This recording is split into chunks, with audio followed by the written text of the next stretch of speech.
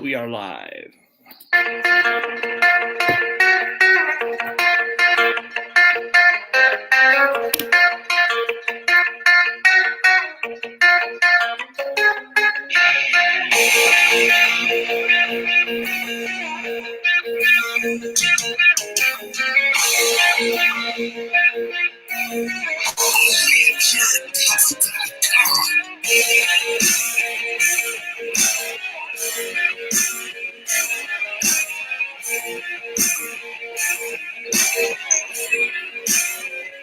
Hi, Cass. Hi, Kelly.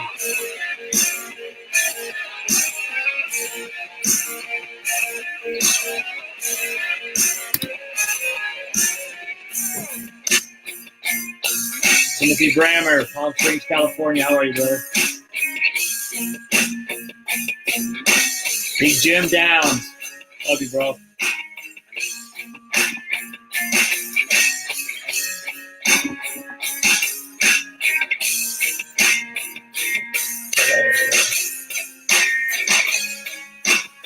Sure.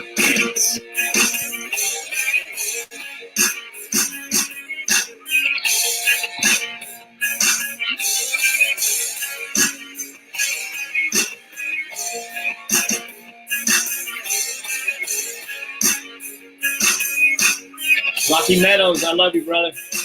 Rocky, right.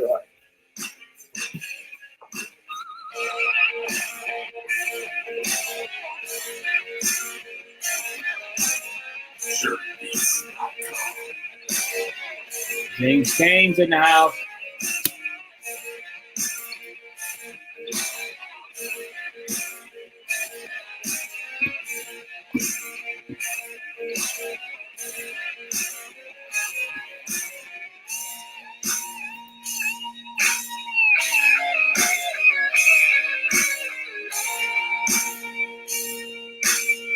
Everybody, please share this out.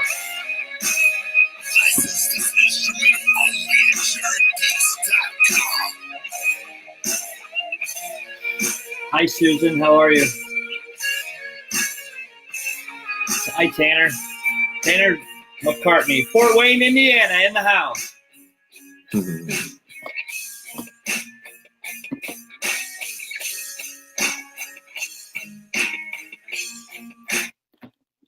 All right, guys. Good evening, everybody. How are you? How are you? How are you? Happy Thursday. I'd like to welcome everyone to the Survivor Series. The Survivor Series is an original product of NoMoreHeroin.org. We showcase inspirational testimonies from all sides of the addiction issue that's decimating our country today. The hope is that we reach someone out there that is struggling, give them some hope, and instill a little bit of faith that they can overcome addiction by putting in the work. You know, we're just hoping to give one person out there the hope to hold on for just one more day and give themselves a chance to find recovery, whatever that pathway looks like. So if you're struggling, please reach out. We have a call-in number. The No More Heroin call-in number is 833 No More H. It's real easy to remember. Please, guys, share this out. I have an incredible guest tonight, a very good friend of mine, Elder Denny Wilson from Akron, Ohio, the birthplace and home of Alcoholics Anonymous. I'm super excited to be here. Thank you, Iggy, and thank you, No More Heroin. Thank you for being here. Happy New Year, bro. Happy New Year to you, man. What 10 days in? How exciting! Yeah, 2019 is going to be our year. 2019 is going to be our year. So I saw a piece on your timeline that you did. What's your take on New Year's resolutions? Because we're at a critical time of January where the resolutions are starting to fall away. You know. Oh wow. Well, you know what? First off, I gotta admit that I'm guilty too. You know, have been over the years and everything like that. But what I've come to realize is that resolutions really don't work. You know, we should be setting some kind of resolution every day instead of looking for some magic that's going to happen at the stroke of midnight on December 31st, every year. That's going to change our lives forever. And I think if what you might be referring to is when I first got that revelation in regards to the power that we have to make positive choices each and every day and to set goals consistently. Many of us, if we did set, statistically around the country, around the world, we have already broken our New Year's resolutions, and that's why we have to get back to the mindset of setting daily goals and everyday resolutions, and sticking to those resolutions. So let me stop you real quick. We're having some problems with the sound. Is there any way you can put in your earbuds? Yeah, let me see if I can find them real quick. Everything's real swirly right now. I don't want people to miss any of this because this is really, really powerful. And right, he's wearing and representing Recovery Nation apparel. Yes, Ember and Jeremy. Love you guys so much. Hope you guys got that or heard that. Man, I just had some buds. I don't know. Oh, there we go. Let's see if we can't get these tuned in real quick. I hope this works. Facebook's giving us a hard time tonight, even through the BeLive app.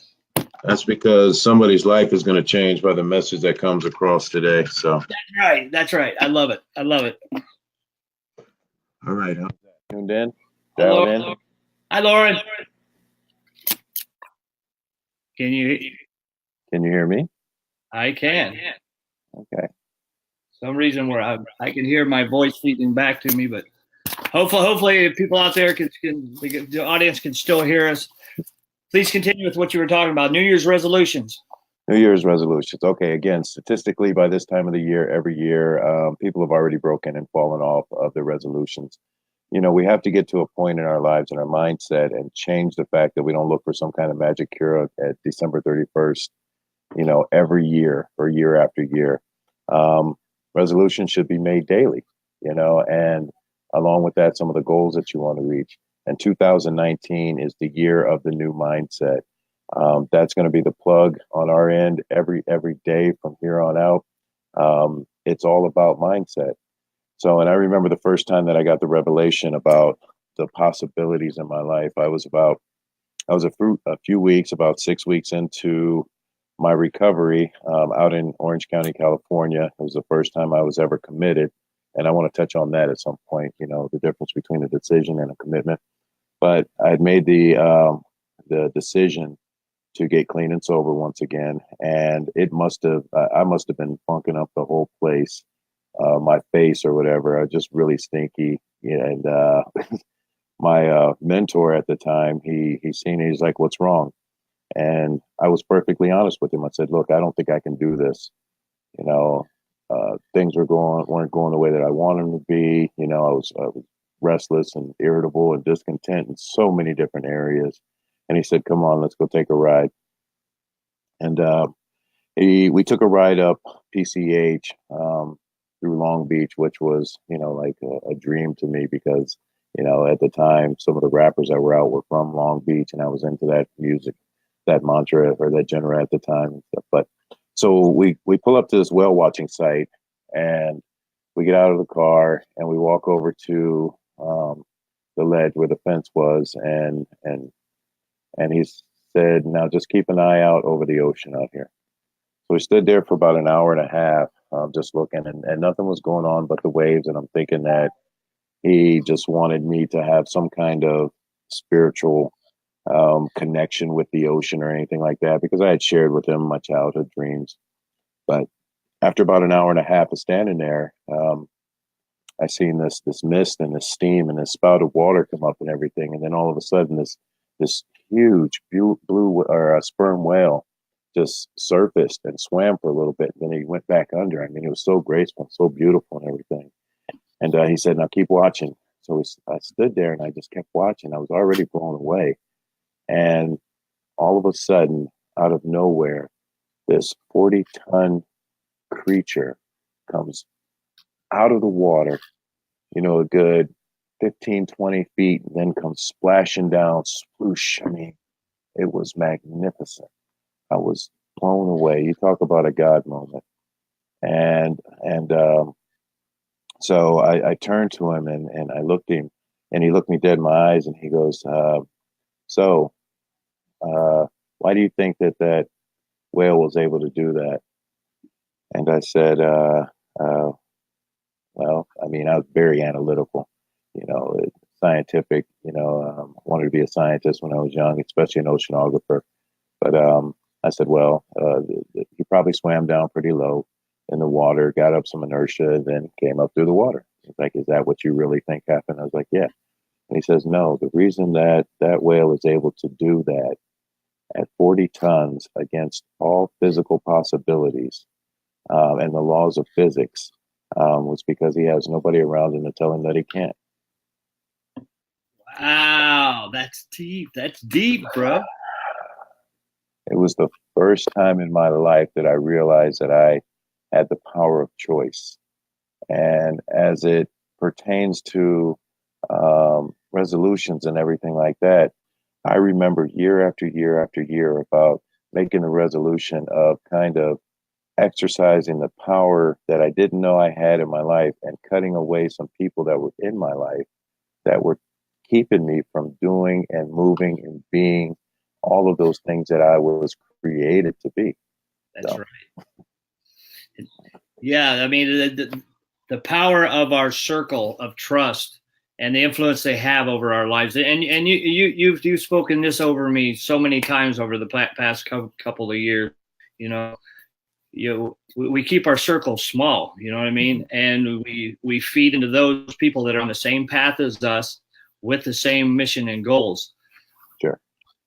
Sure. And we are ever so fortunate if we can really truly find just one throughout a lifetime that no matter what will believe in us, even when we come home with the scratches on our face and the mud and the dirt because we fell flat on our face while we were out there doing what we thought we could do. So, and at the same time learning. So that's right. You found yourself in California at a very young age. You have 23 years of sobriety, recovery, whatever. People, you got clean and sober at a very young age. How did that happen? I started drinking and using at a very early age, so it just made sense. So no, actually, my story is really not unique. It carries a lot of characteristics of a lot of individuals that I've met over the years in the last 23 years in recovery. I took my first hit of drugs and my first shot of alcohol at age 6. It was the 70s. Record parties were very popular back then, and my parents loved to throw them every night of the week. That's just what was that's what was popular. So by the age of 17, I knew what it was like to have to buy diapers for, a child that I fathered, and I knew what the inside of an adult correctional facility looked like. A lot of pain, a lot of despair, causing a lot of insecurity. Everything from the drugs, the alcohol, the gang violence, the domestic violence, the mental illness. Just born into a nightmare, so to speak. And again, when I started going in and out of treatment while I was in prison, and that kind of carried over into my adulthood. And at the age of 25, I decided that after some failed attempts at recovery, at sobriety, I found myself living back in my mother's apartment in public housing. She was not able to have me there. I had burned all the bridges with my now wife, whom some of you guys know, Kara. Been with me forever. Love you, Kara. Love Kara. But I found myself outside my mother's apartment after getting off work on Friday Well, this was Sunday, May 14th, 1995, banging on her door, begging her to open the door and let me in. I'd gotten off work Friday morning at 6 a.m. I worked a third shift job, and got off work, went to the local bar, cashed my check, and was off to the races. So Sunday morning, May 14th, I'm banging on my mother's door, and I'm getting louder and louder because, she's already under the gun because I'm not supposed to be there and she's going to lose her place to live. So I wanted to come in. What a lot of people don't know is that I had really been trying to get clean and sober at that time. And I had given her some money to put up for me. And that morning, I wasn't done. I still wanted to continue to get high. I still, wanted to keep the party going. Absolutely. So she cracked the door open, and I pushed my way in and demanded that she give me the money that I had her put up for me. And she resisted, and she said no. And so what I did is I took my the gun that I was used to getting my way out in the streets with, and I pointed at her, and I threatened to shoot her if she did not give me my money. My own mother. So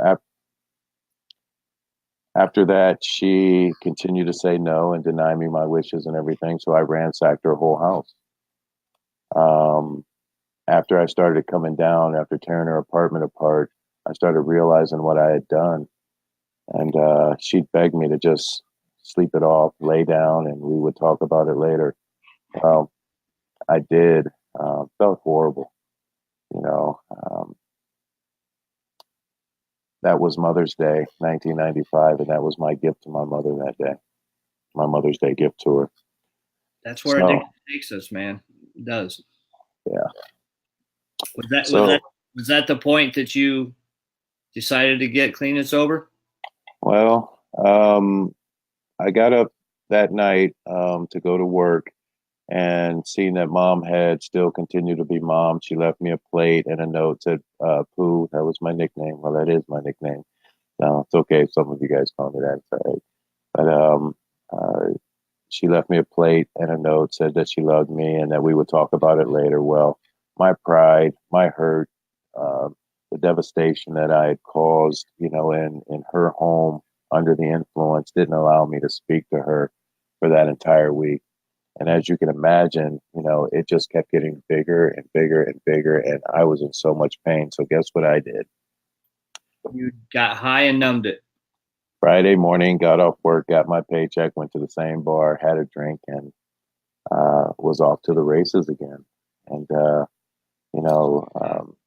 so Sunday, May 20th, found myself outside of her apartment door, banging on it again, getting louder and louder, knowing that she did not want to get kicked out. This time I'm telling her, hey, your neighbors are out here looking at me. They want me to come over their house. You want me to go over there? I mean, this is the attitude that I had. I wasn't done, and this time she wasn't going to deny me of what I knew she had. And I wanted the part. I wanted more.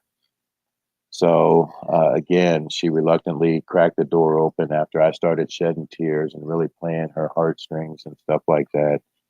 And this time I knocked her to the floor. Wow. And as she started to get up, I pulled my gun out again. And excuse me, she continued to, no, baby, you're sick. You can't be here. You need to go get some help. And I just didn't want to hear it this time. So I took that 357 Magnum. And to this day, I really don't know what rings louder in my head. The sound of that gun as it met the left side of her skull, or the gunshot as the two met. So while she is lying there screaming and pleading and calling on God, not to come rescue her, but to come rescue me. Wow. I went to ransacking her apartment again and looking for her hiding spot. Of course, not finding it, I once again started to come down and realize exactly what I had just done. I had just treated the woman who had sacrificed so much for me had given me chance after chance after chance and love after love after love. You know, I treated her like a perfect stranger out there on the street who had something that I wanted, that person that I had become. And as all of that pain started to rush back into my heart, and I started seeing over and over again what I had just done to her and hearing her voice and that sound that it made as the gunshot went off, I sat on the edge of my bed and I stuck that 357 Magnum in my mouth and I squeezed the trigger. Wow. Yeah. Ryan's in the comments. Say hi to Ryan real quick. Hey, brother Ryan, I love you, man. Good to see you. EQ, I see you. I see you watching. Beverly, Sarah. Love you, Beef.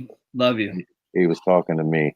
For those that don't know, Elder Denny Wilson baptized my son and I together this past summer.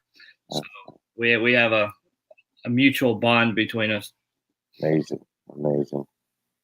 But So that was kind of the turning point for me right there, realizing what had gone on, and naturally, as you can see, I'm still here. yes. So, and what had happened is, as God had sent the most unlikely of people in that room at that time. He sent my older sister, who was Caucasian. I come from a blended family. And she reached out and she grabbed the gun right as the hammer was falling. And to this day, she has a slight handicap from where the hammer pierced her tendon. But she grabbed the gun and she said, "Who don't? We can get you help." Now, when I tell you the least likely of people going up. Where'd you go, Denny? I can still see you. Can you hear me? I think we lost Denny. Can you see? I can see. Can you hear me? Give it a second here to see if he pops back on. I've never had this happen with this app.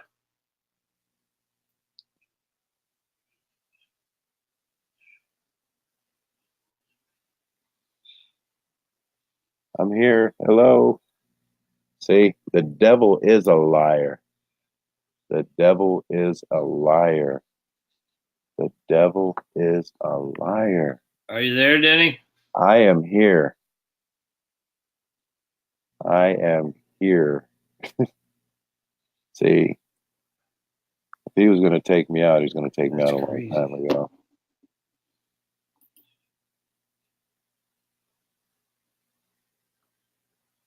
Don't hang up. I can see you live on. I can see you live on the feed, but I can't see you on my end. Okay, if you guys can see me, continue with your testimony, Denny. I'm going to be in the background. Yeah. Everybody wave. Okay, you can see and both here. Okay, great. Thanks, Devin. Thanks. Okay, so my sister walks in. She grabs the gun. She says, "Pooh, don't. We can get you help."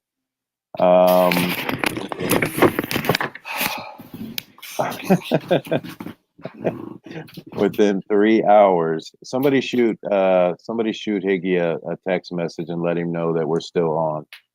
Okay. And this is crazy. Hi, Sarah. So she grabbed the gun. She said, "Pooh, we can get you help." Within 3 hours, I was on a plane to Orange County, California. Wow. I went through a 21-day intensive inpatient stay at Orange County Community Hospital, and I was afforded a 2-week, 14-day stay at a sober living environment. There, I met a man for the first time in my life that genuinely cared about me. He did not care about anything that I had done in my past, and he was only concerned with my future. And I ended up staying with this person for a year, and I won't go too deeply into that story because I really want you guys to learn more about how I got to where I am today. But that was basically the crossroad in which led to me to believe that out of all the treatment modalities, and there were 6 of them in my lifetime, including the one that I just told you about, that all it really took was just one man to genuinely believe in another man, and they come together. And that's why I'm here today. So I don't know if Iggy's going to be able to get back on. Orange County in the house. Christine Williams. Yes. Orange County Community Hospital. Tustin. Loved it. So that's basically the crossroad that got me to where I am right now. I guess this is going to turn into, I don't know, a little mini lead if Iggy can't join back on. Everybody needs to take a screenshot or a picture of him while he's on there. That's his frustrated face. So, but again, shout out to each and every one of you that have taken the time to make sure that you are committed. It was in Orange County, California that Iggy, stop moving around. It was the first time that I actually heard from God walking down the street, 20th in Westminster, California. And he told me this is exactly what I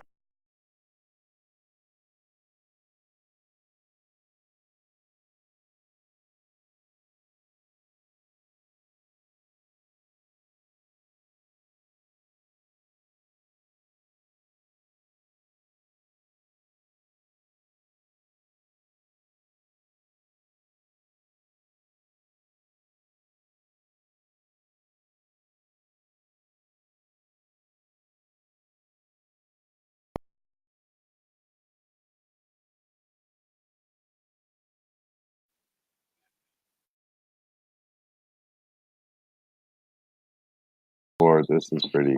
This is frustrating. Higgy. Okay. So, Well, are you there, Lee? I am here. Great. I am here. Okay. I can hear you. Okay. I'm having all the problem with this feed right now. Okay. Good. Hey, listen. I'm getting all kinds of feedback from my. I don't never had this before. Okay. All right. Thanks, Tim. Yeah. Tell him again, EQ. Everybody take a deep breath. I know how the enemy operates and why this is happening.